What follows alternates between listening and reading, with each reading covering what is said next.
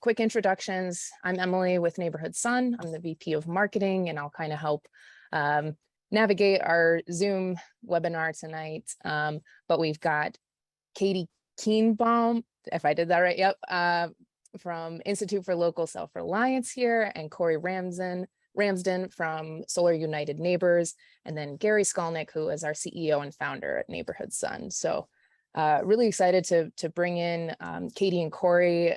They're awesome experts in their fields and have been fielding, I'm sure, so many questions about the IRA and what it means specifically in the solar industry and for a lot of different spaces right now. But yeah, so really excited to kick things off. We'll actually start with Katie's presentation. We'll go over to Corey's, who's going to talk a little bit more about community solar in particular, and Katie will start with just kind of some general concepts, and then Gary will talk a little bit more about kind of what that means locally for Neighborhood Sun and going forward for our goals and what's going to happen with our future. So some exciting stuff, and appreciate you all for joining. So yeah, Katie, if you want to go ahead and share your screen, I'll spotlight you. And then folks, for any questions too, if you could add them to the chat, I'll do my best to kind of keep, moderating them, and we'll save questions for the end for the most part. But if there's any kind of really pressing ones that folks pop up with, we'll try to ask them in between speakers if it makes sense. So, all right, let me make sure. Okay. All righty. So yeah, Katie, go ahead, kick us off. Great. Thank you, Emily. Really excited to be here today to talk about how the Inflation Reduction Act will make it easier for folks to go solar. And like Emily said, I'm going to be talking kind of generally about it and about solar. And Corey will focus a little more specifically on the community solar side of things. And just as a quick disclaimer, I'm going to be talking not with any specific knowledge or endorsement of Neighborhood Sun. Just getting that out of the way up here early. So like Emily said, I am a senior researcher with the Institute for Local Self-Reliance. We are a national policy and research organization that works to build strong local communities while challenging concentrated economic and political power. We do this across a variety of different initiatives and issue areas, including the Energy Democracy Initiative, which I work with. I have there on the side, you can see just a screenshot of our website. You can see some of the different resources and topics that we cover. One of the big things we talk a lot about is equitable local solar. So rooftop solar, community solar, things of that nature. We think it's a really great way to bring the benefits of clean energy and the clean energy transition to communities and to people's homes. This includes benefits like energy cost savings, good green jobs, and just having more local control over where your energy is coming from. The Inflation Reduction Act, among the many, many other provisions that it has, is going to have an impact on local solar, on rooftop solar and community solar. So I'm sure folks have heard the number $369 billion for climate and energy investments. This does include things that will impact rooftop and community solar. And one of the ways that I like to think about it and talk about it is how it's going to impact trends that we already see playing out for rooftop and community solar. So a big one for that is just falling solar prices overall. Year to year, there might be some ups and downs, but over the last decade, a couple decades, costs have fallen dramatically. It's just a lot more affordable to go solar these days. The Inflation Reduction Act includes tax credits for solar and investments and loans for solar manufacturing. That is just going to reinforce that. And because of those falling prices, we also see increasing access to solar. It's more affordable for folks. So folks are able to pay for, rooftop solar panels that maybe they couldn't afford a decade ago. An important complement to that is just the growth of community solar as well. So if, like me, maybe you live in an apartment or you just can't afford the upfront costs of rooftop solar, community solar is a really great way to get access to solar and to have it actually benefit you and your energy costs and your energy bill. And really, we see different parts of the Inflation Reduction Act are going to. It's not just for folks that invest in rooftop solar. It's also going to affect community solar as well. And that those tax credits and different financing and funding programs will also make access to rooftop solar and to community solar a little more equitable as well. Another complementary trend in the space is electrification, and we're just electrifying more and more things in our homes, and we're folks are switching to electric vehicles, and with all of this growing electricity use, it makes a lot of sense to invest in rooftop solar and community solar to help bring down your electric bill costs as well. Again, the Inflation Reduction Act is probably just going to boost those trends even further.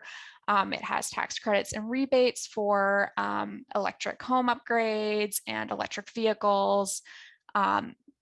So we just see a confluence of those different trends. I've already said tax credits a lot. It's one of the biggest parts of the Inflation Reduction Act and one of the biggest things in terms of its impact on solar and the solar industry. So the Inflation Reduction Act will restore existing tax credits to 30% in general for both households that want to invest in rooftop solar and also businesses and nonprofit organizations that want to invest in rooftop solar, as well as solar developers and community solar developers that are going to build solar farms. So those tax credits are a break on federal taxes that households and that businesses owe to the federal government. And they will, in effect, bring down the cost of investing in solar and going solar for both households and businesses. And they're available for at least the next 10 years, which is a huge deal. It's going to create a lot of stability in the solar industry. Previously, there had been a lot of short-term extensions of these tax credits that were just not as, didn't provide as much of a guarantee to solar installers and developers that they were going to stick around long-term to be able to make those long-term investments. So that's great, and that's a big deal. There are some provisions in the changes to the solar tax credits as well that will incentivize certain types of projects that, for example, benefit low-income communities. I'm going to kind of skip through this slide though, because I think Corey's going to cover some of this information. So I'm going to let him share more about that, but just know that, we aren't just reinstating the same set tax credits. We're also making some improvements that should make them easier to use for example, for nonprofits or local governments, as well as, incentivizing projects that are going to bring benefits to communities through things like equitable community solar development. In addition to the tax credits, there are some other programs in the Inflation Reduction Act that I'd like to highlight. So a big one is the Greenhouse Gas Reduction Fund. That's basically a national green bank, which will provide financing to states, local governments, and to local green banks across the country to finance projects that reduce greenhouse gases, hence the name, but also by investing in technologies like solar, rooftop solar. So that's just, solar is just one part of this program, but it is like I said, a massive program, and it also reserves at least 15 billion of that investment and in that financing to benefit disadvantaged communities, which is a big deal. It means that we're going to have financing available for some of the communities that are most impacted by our current energy system and have some of the most benefits to gain from switching to rooftop solar and community solar.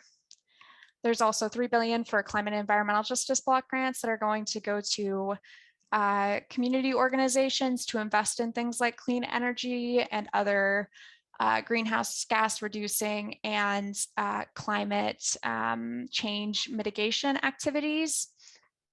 There's also, this is just a sampling of things, but there's also funding, for example, for rural businesses to adopt solar through the Rural Energy for America program, and also funding for rural electric cooperatives to invest in clean energy.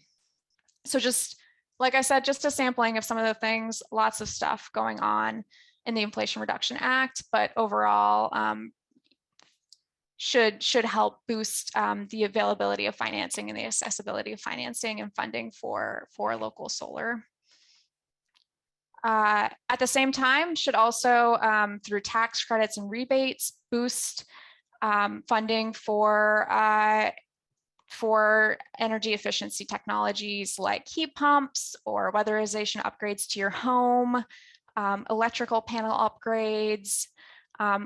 The IRA also includes tax credits for purchasing electric vehicles, up to, I think, $7,500 for a new electric vehicle. This all ties in with solar because, like I said before, increasing electricity use will kind of increase the benefits that you can get, at least financially, from solar, from rooftop solar and community solar subscriptions. So there's some synergy here with the funding that's available for electrification and for energy efficiency, as well as the funding and tax credits that are available for local solar. At a household or an individual level, folks will be eligible directly for tax credits and rebates for investing in things like solar energy and energy efficiency and electric vehicles. Even if you can't, make changes to your own home, or, you can't invest in rooftop solar necessarily, the tax credits in the Inflation Reduction Act and other financing programs should also hopefully make community solar in general more affordable and help increase access to it. So we should still see, other effects. And I think Corey can probably speak more to that as well. In a lot of ways, though, the Inflation Reduction Act is just really a first step towards trying to make solar more accessible for everyone. For instance, the solar tax credits that I've talked a lot about, those are only usable for folks that have that owe enough taxes to the federal government, have enough tax liability to actually be able to take advantage of that credit. So some of the lowest income families just can't access that credit at all for rooftop solar. There's also, despite some of the funding in the bill that's reserved for benefiting disadvantaged communities, there's still ways to go to meet Justice 40 commitments that federal investments will reserve 40% of the benefits for disadvantaged communities. So there's still some work to be done there. That all being said, there is an opportunity as federal agencies implement some of these programs, decide how they're going to allocate some of the optional tax credits. There is an opportunity for agencies to prioritize equitable local solar projects. There's also a lot of opportunity for local governments and community organizations and local businesses to decide that they're going to take advantage of this local funding, this funding from the Inflation Reduction Act to invest in local solar and to try and maximize the benefits that way for households. So this is a big deal, but it's not all we need to do. We still need to, keep carrying this across the finish line. And I'm gonna wrap it up there so we can pass it on to Corey, but my contact information is on the screen. And I believe that Emily will also be sharing out my email afterwards. But thank you so much for your time today. And I look forward to answering any questions that folks have later. Awesome. Yeah, thanks, Katie. If there's some other questions, I'll make sure they're sent over, and we'll, any specific questions on your slides. So will we be able just really quickly to share either like an abbreviated version of your slides with some of our attendees, or after the presentation? Most definitely, yes. Awesome. Great. Thank you. All right. Yeah, so next we have Corey Ramsden. I'll spotlight him and he can go ahead and start sharing his screen. Hi, everybody. Thanks for joining. My name is Corey Ramsden. I'm the VP for Go Solar Programs at Solar United Neighbors. While I'm getting my slides up here, if anybody is a rooftop solar owner or a community solar subscriber, maybe just throw that in the chat. Share that with you. I have a 3.15 kilowatt array on my roof. And the remainder of my information, actually, I've made of my electricity usage comes from community solar. So it's a great way to have them work together. Two great tastes that taste great together, so to speak. Let me just get this squared away here. How's that look, Emily? Is that looking all right? Yep, that looks great. Thanks, Corey. Let me get this slided over. There we go. Cool. Well, first, I just want to thank Emily and Gary and Katie here for being on this webinar. I really appreciate the invitation. We have been doing a lot of these recently, and looking forward to sharing a little bit more about, specifically, I'm going to talk a little bit about rooftop as well as community solar, just so you kind of get the a little bit more detail from all the great information that Katie already shared. But first, one of the things that one of the things I love most about my job is learning these things. Every day, there's always something new to kind of absorb. And as you can imagine, the information in the Inflation Reduction Act is that on steroids. So just want to kind of call out, it's been an exciting time for us to all digest this and to share it with the general public and with other people that we know in the industry. But there's a lot we still don't know yet. And that information is going to come out over the next couple of months as the IRS makes rules and as everybody sort of learns a little bit more about how this is going to shake out in the industry and really the coming years as well. So we just hope you stay connected to the work that we're all doing and look for opportunities to support solar's growth in whatever way you can. And specifically for Solar United Neighbors, just a little bit about us. We are a nonprofit, and we help people go solar, join together and fight for their energy rights. We do that all across the country in 12 specific states where we focus, as well as at the national level. So we actually worked quite a bit with Katie and the team at ILSR to work on policy around the things that ultimately ended up in the Inflation Reduction Act. So we're super proud to see so much of that make it into the final bill, and want to tell you a little bit more about that in the next couple of minutes. Oops, there you go. So just a little bit about rooftop. As I mentioned, rooftop and community solar go really well together if you have the option to do both. Really important to note that the tax credit is back at 30% as of 2022. So if you know somebody that's in the process of going solar right now on their own property and installing it, and it will be placed in service or turned on by the end of the year, they actually can claim that 30% tax credit, which is wonderful. That 30% level is available for 10 years, all the way through to 2032. And then it steps down to 26% in 2033, and then to 22% in 2034. So as Katie mentioned, that 10-year ramp is really great, provides a lot of certainty for the rooftop industry, as well as the commercial solar industry, which I'll talk about in a little bit.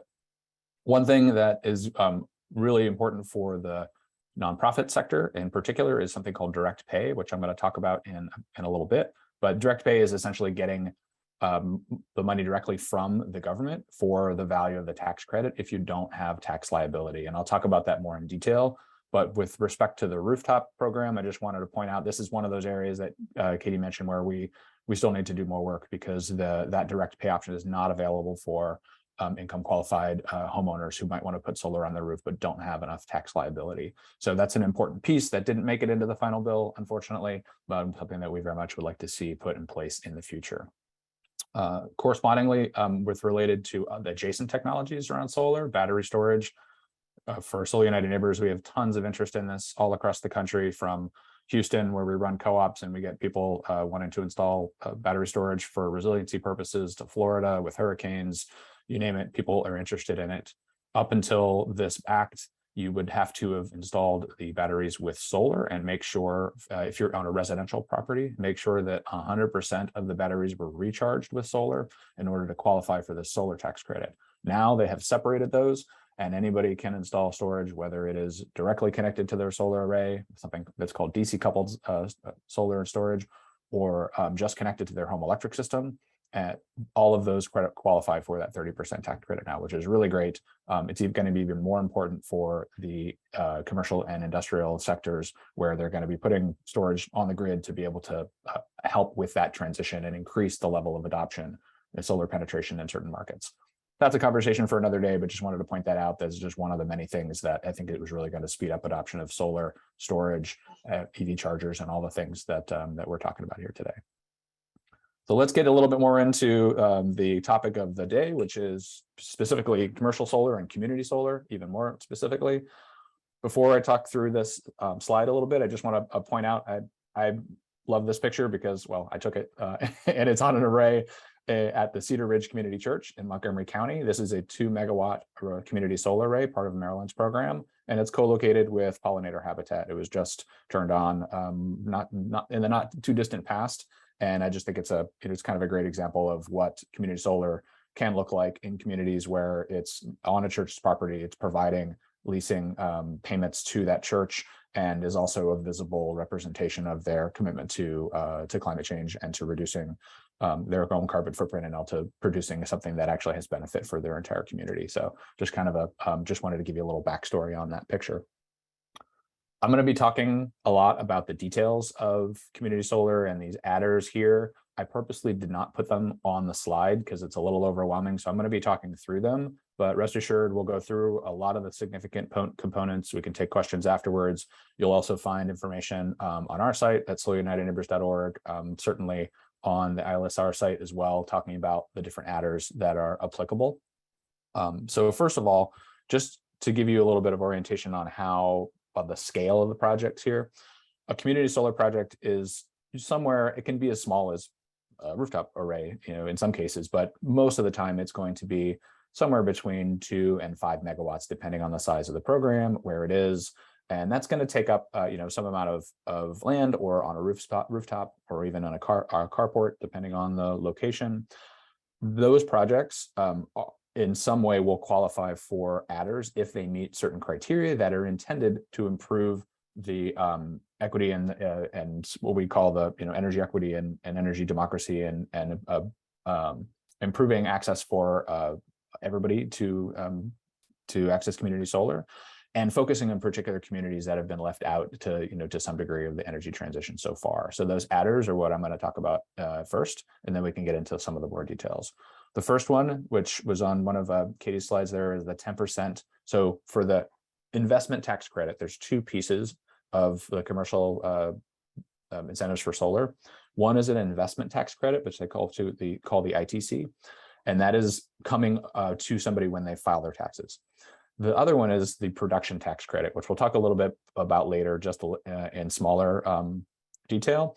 The investment tax credit, because it is essentially an upfront payment, or when the owner files their taxes, these adders are applicable there, and they're intended to create an incentive for somebody to develop a certain type of project. So that 30% investment tax credit is coming off of the tax liability of the system owner.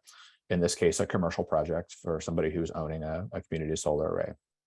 And these adders are tied to the system size. So for any system that is below 1 megawatt, these adders are applicable. And for any system that is below 5 megawatts, that's sort of the upper size of a community solar array for the most part, they're applicable if the project meets certain domestic labor requirements, labor requirements that are going to be defined by the IRS in the next couple of months. So first off, you've got 30%, and these just stack on top of each other. That's the standard credit. 10% if the project is located in an energy community, and that the definition has a bunch of different options in it, but it's essentially abandoned mine lands, former fossil fuel plant sites, things like that. If the project is located in what is defined as an energy community, then that's an additional 10%. So now you're up to 40% if your project is sited in one of those locations. There's an additional 10% for domestic content, which is defined in the law of the percentage of equipment that's solar panels, inverters, racking, all of the things you use to make the array and put it in the ground. That's another 10% if it meets certain domestic content requirements, percentages of the total equipment. And that also is defined in the law. So now you're up to 50%. You've got your 30% plus 10 and another 10. If you're doing those things, that's a 50% credit. There's an additional 20% that's available in certain circumstances. And this last 20%, unlike the first credits, which are available to anybody, the last 20%, potential upwards of 20%, is available to people who apply for them. So it's at the approval of the government when you apply, and those are specifically focused 10% for sited in a low income community, as defined what they call the New Markets Tax Credit, or on Native American tribal land. So there's very specific definitions that come with that. But if it's located in one of those areas, that's 10%. And that becomes 20% if the output of that is if it's either located on a residential project that is a low income qualified, or the output of it has 50% or more of the economic benefit goes to income qualified residents. And that, as I said, that's by application. So it requires an approval to get that. But assuming you're able to have one of those projects, now you're up to 70%, assuming you meet all those different requirements. So that's just kind of an example of what the laws are trying to do. They're trying to encourage this development that is focused on energy justice communities and other communities that have previously been left out of the energy transition and those benefits. So that's part of the way that it's designed. And just to clarify again, as I said, if it's under 1 megawatt, it's applicable. If it's under 5 megawatts, it requires that it meets certain labor requirements. And those labor requirements are being defined by the IRS. So something I mentioned earlier, we don't know all these pieces yet. The law has lots of detail in it, but then the IRS and other agencies have to take that, and then they have to define what that means and provide actual guidance. We expect that's going to come out in the next 4 to 6 months, but until we know more, it's not going to be super clear exactly what that looks like. One last thing, just to explain a little bit about between the ITC, which is the investment tax credit, and the PTC, or the production tax credit. The production tax credit is an alternative for developers to choose, and that is based on it's essentially you're being compensated by the production or the kilowatt hours that come off of the array. So it gets paid out over time, and that choice is going to vary by the developer and where they are. So a project that's in Arizona, for example, might be producing way more kilowatt hours because of the extra solar resource there. They might choose the production tax credit when they're eligible for it. And another project that maybe is in a slightly less productive area in terms of solar resource might choose the ITC. Those are things that we don't know. That's going to be up to the developer's discretion, but there's a choice there between which one they might pick. So I just wanted to clarify that. That's kind of in the weeds for developers, but is something that was not previously available to solar projects until this law was passed, or hadn't been for quite some time. And then one other thing, which is not related to what I'm talking about here, but just to kind of go back to Katie's point about the Rural Energy for America program, which was one of her points. If you live in a rural area and you are in a community that it qualifies to access that grant, and there's a significant portion of the country where if you have a farm business or a business in a rural area, small business, or you're operating a farming business that you qualify, those grants have the resources for those grants have doubled. I think they've doubled. Katie can check me on that. But the grant amount is also doubled. So it used to be 25% of the system cost, and now it's 50%. So if you know somebody who is working in those areas, or maybe is developing a commercial project in those areas that is owned by the farm or by that business, they potentially could access that credit as well. So just another way of trying to make sure that all different sectors and all parts of the country have access to and can benefit from what's coming out of this bill and from the energy transition. So lots of detail there. I'm going to pause here. I know we probably have lots of questions, and I just thank you again for the time and for the opportunity to share a little bit about everything that's in this new law. So thank you. Awesome. Yeah, thanks, Corey. I'll go ahead and just remove your spotlight as well. Yeah, so for folks, if you do have some really specific questions for Corey too, please put them in the chat, because the recording will keep record of any chats that were sent to everyone. So we can always make sure if we miss any questions during this time, I can always collect them and send them out to make sure they're answered for you folks. Yeah, so before we dive right into questions, I know Gary is going to just take a couple minutes to kind of now translate what Katie and Corey just spoke about for the whole solar industry, and then community solar in particular, and then, you know, how that applies to Neighborhood Sun, who is a community solar acquisition and management company. So yeah, Gary, if you want to go ahead, share your screen. Yep. And, all right. Hopefully everyone can see it. Thank you, Emily. yeah. Great information from Katie and Corey. This is there's a lot to digest, and I think, as both of them said, we're going to know more over the next several months. I'm excited to see how that progresses. I just have a few things to talk about. I realize not everyone knows who Neighborhood Sun is, and also not necessarily what exactly community solar is. I think most of you probably do, but you never know. So we are your friendly clean energy provider, and we are on a mission to provide everyone with affordable and clean community solar. So for us, as a people-powered business, our mission is to save people money on their electricity costs, to fight climate change and air pollution.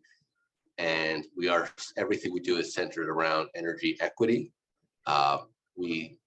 We try to work as much as we can on projects that support low and moderate income communities, and we're very proud of those projects that we've done in Maryland and in New Jersey and elsewhere. Our mission is to build stronger communities and empower neighborhoods to subscribe solar projects, and, as I said, save money and support the nation's path towards a greener grid.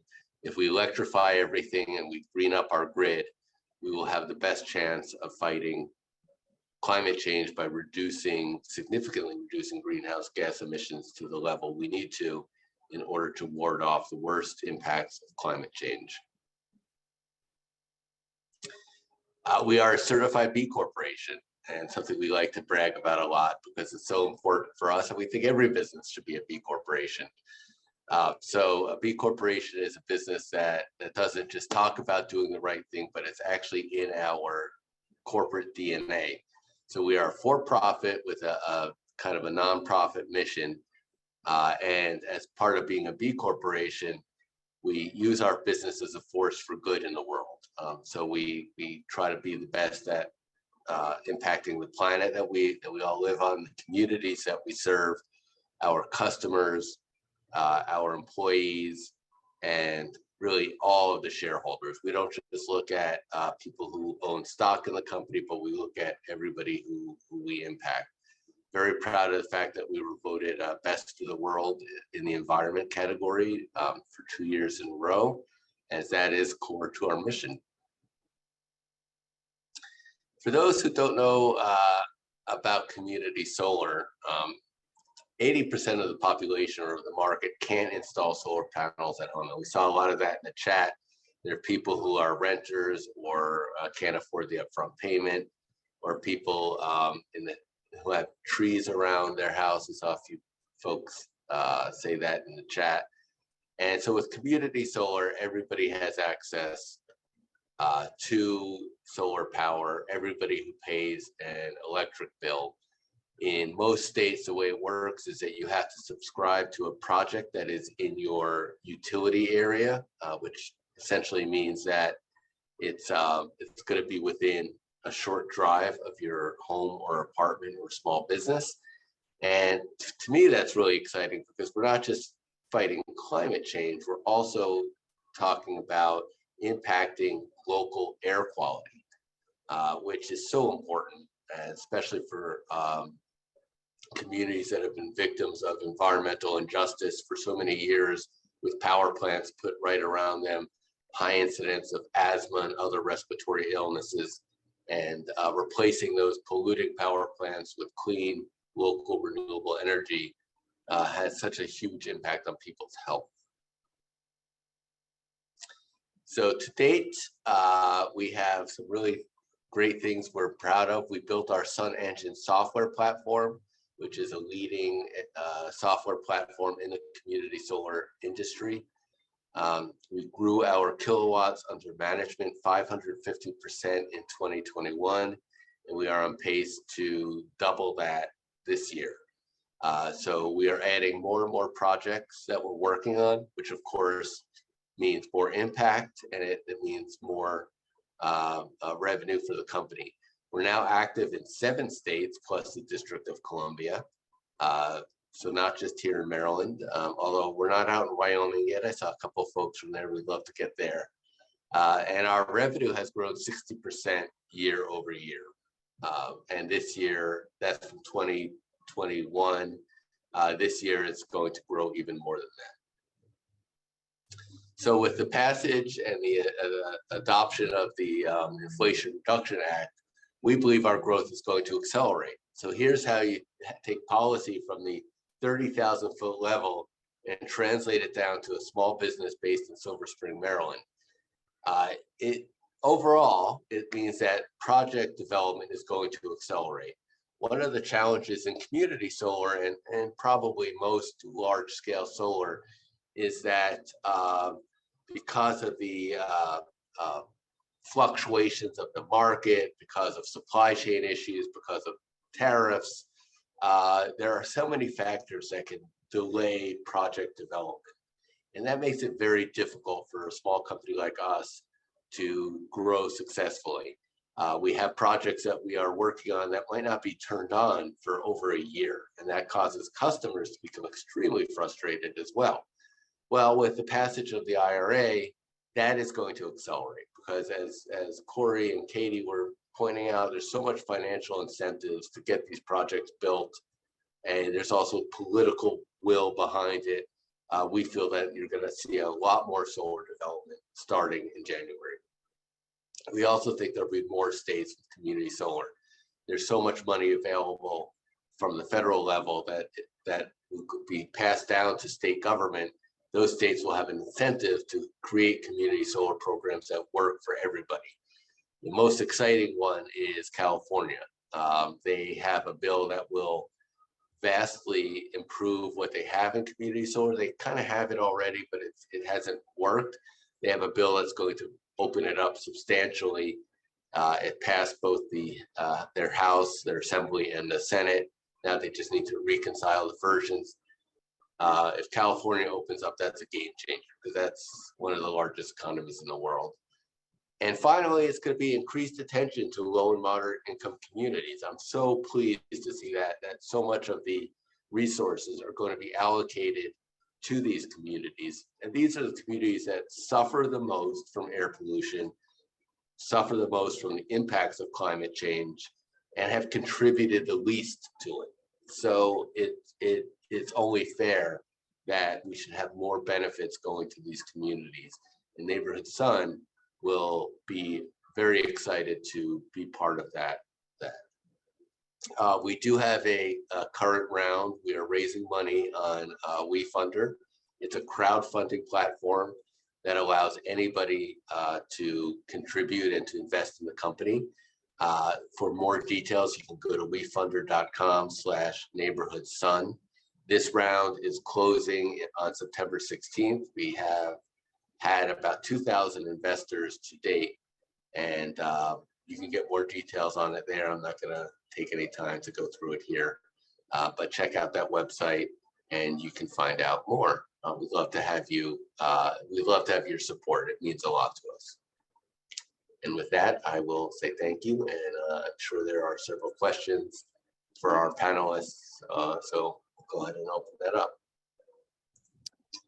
Excellent. Thank you, Gary. Yeah, let me go ahead and I think I can actually add multiple people to the spotlight. So let me see if I can do that. So I can have all of our panelists up here.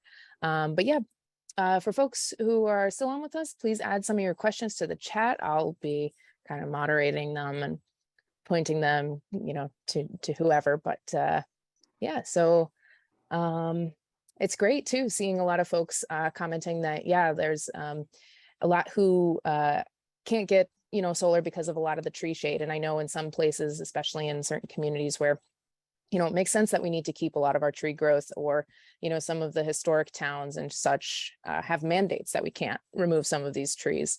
But one of the things I also wanted to comment too with HOAs and rooftop solar, Katie, you mentioned that Solar United Neighbors is working on something like that as well, to have groups like that bring on some rooftops solar.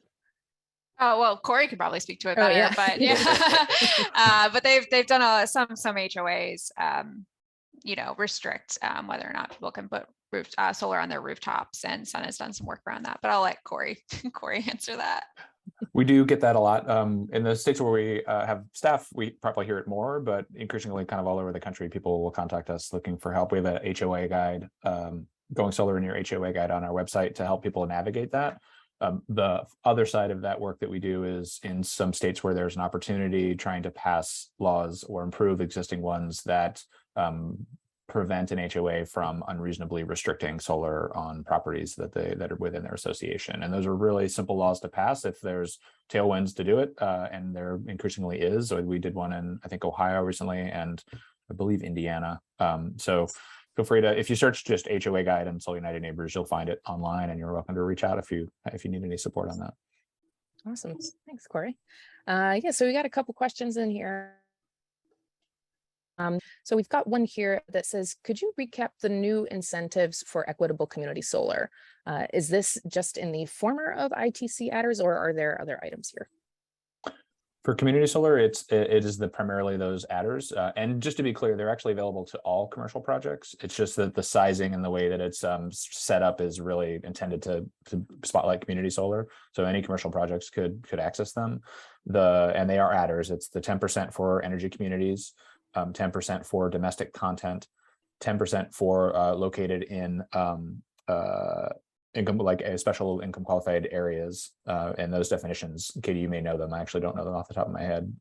And then up to 20%, so 10% plus an additional 10% for projects that specifically benefit income qualified residents or are on an income qualified residential property. That last 20% is by application, so that not every project gets it. There's a limit as to how much is available. I think it's like 1.8 gigawatts of projects a year, maybe, that are available to be applied for that excess. But I'll let Katie correct me there, since she's got a lot more of that detail than I do. No, that was exactly correct. 1.8. Yeah, I think like Corey said, like primarily the adders for the tax credit, and the tax credit alone, it's really important. I don't know if we talked very much about direct pay or transferability, but direct pay, which will allow tax exempt entities. So maybe like a cooperative community solar developer, that'll allow them to directly access the tax credit for the first time. So that's another aspect of it that can really promote equitable community solar development. And also a new transferability clause that's just going to make it easier for community solar developers to monetize the tax credit. A lot of time they don't have enough tax liability to really take the full advantage of it, so they have to partner often with big banks to get the money from that. But this new program will make it a little easier to basically, as I understand it, sell off that credit, and hopefully mean they can do that cheaper and easier, which means, more money is actually going towards developing community solar and making it affordable for households versus just tossing money away to big banks and tax equity partners. That being said, there's also, I think some of the other programs could potentially be used for community solar, like the block grant program for climate and environmental justice communities, or the loan financing for rural electric cooperatives in some states that don't have these statewide or community solar programs for their investor-owned utilities. Rural electric cooperatives have actually, taken a step ahead and actually built community solar projects for their members. So I think there's some overlap there, but primarily the stuff on the tax credits.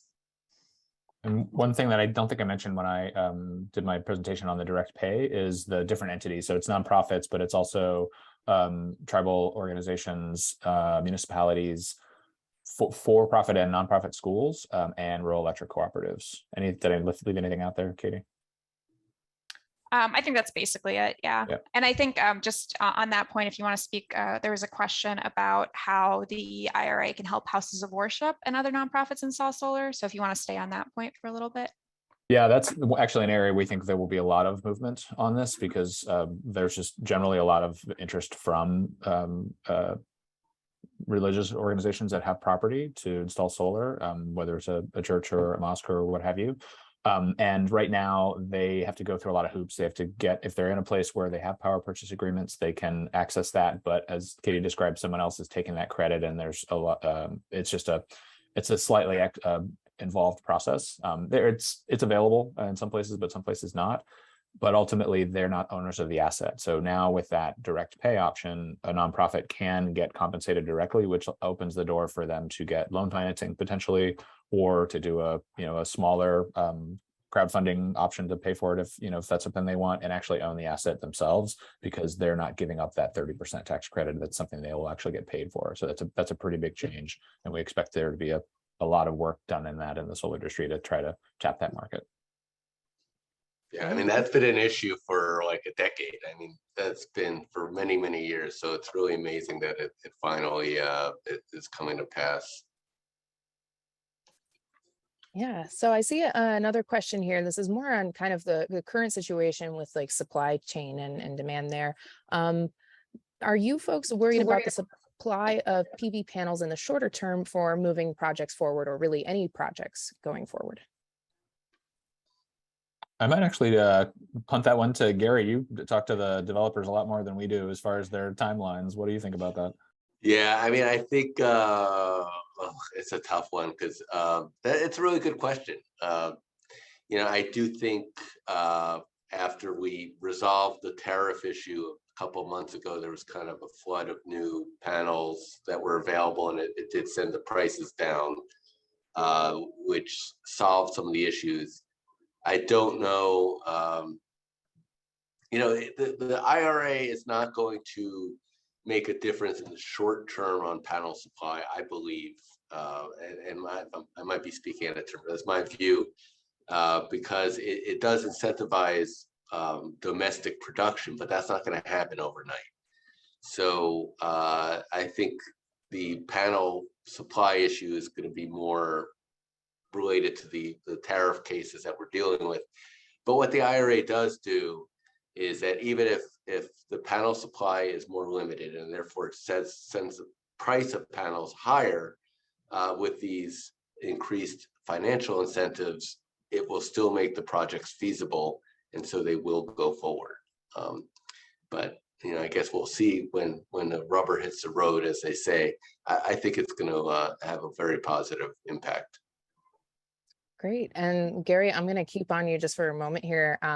So speaking of just really of WeFunder things, and I'll really quickly again disclaim that Katie and Corey here, both from Solar United Neighbors and ILSR, are not, promoting this or advocating for any, investments and so forth. So we are separate entities, just throwing that out there.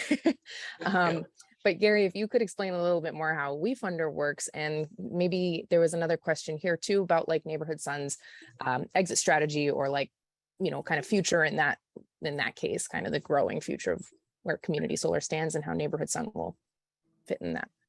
Sure. So I can't talk specifics about our offer, but what I could tell you is that in general, how crowdfunding works, whether it's on WeFunder or some of the other platforms. This is a result of the Jobs Act that was passed about 7 years ago. And the concept is that these crowdfunding campaigns open the ability to invest in private companies to everybody. So typically in the past, a private company can only raise money from accredited investors. Those are, in essence, wealthy people who are making a certain amount of, $250,000 a year, or they have $1 million of net worth. With a crowdfunding campaign, anybody can invest. The minimum investment is typically very small. It could be $100, it could be $250, and the vehicle for investment can be different. It could either be a straight purchase of stock, it could be a convertible note, which is kind of like a loan to the company that converts to stock, or it could be a SAFE, which is a simple agreement for future equity, which is you're putting a certain amount of dollars up, and it will convert to stock the next time the company does a priced round. So you can check out on wefunder.com/neighborhoodsun. You could check out the specific terms and what vehicle we're using. And anybody, like I said, qualifies to invest anywhere in the US. Actually, most places in the world, except for Russia and I think North Korea and a couple other places, people can invest. And then that kind of gets to the next question about our exit strategy. So, we have a few options that we are always looking at. This is a very exciting time, as you can see, for solar in general. So we can either grow our business and have an IPO down the road where we do become a public company, or we could get purchased or acquired by a larger solar or energy company, or we can merge with other solar companies and continue to operate. There are a few options out there. And my job as a CEO is to keep growing the company and have a successful result for all of our investors, as well as all of our broader stakeholders. Great, thanks, Gary. I'm going to ask a question, and then we might have time for one more. So I've got one here. This is specifically in the community solar realm, but anyone can jump in to answer. If anyone can speak to the removal of barriers to community solar, such as the consolidated billing for like low and moderate income households, or the removal of some of the qualifications required for low and moderate income folks to demonstrate, that they're eligible and so forth. What advocacy groups and or legislators are working to remove some of these barriers? Well, I'll just quickly jump in. I know as part of President Biden's executive orders prior to the IRA passing, there is also some really good news there. The U.S. Department of Energy is going to be leading I guess I would call it a pilot project in 5 or 6 states. I know New Jersey is one of them. I'm not sure. I don't remember the others. Where they're going to try to establish an easier mechanism for low-income residents or ratepayers to subscribe to community solar projects, because it's a problem right now with the income verification and trust issues and payment information.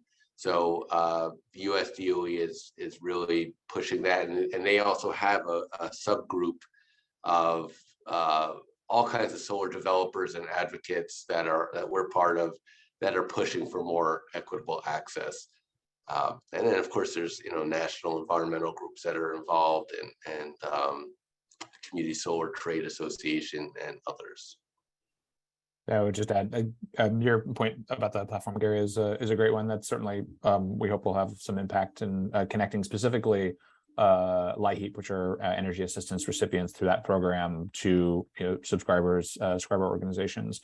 Some of this change also happens at the state level, so the players are going to be different based on where it is. We've been part of a number of these campaigns to put consolidated billing, for example, to change that in a program. So we're, in other states it exists, and in some places it doesn't. So it's like any legislative and advocacy work, it happens at a bunch of different altitudes.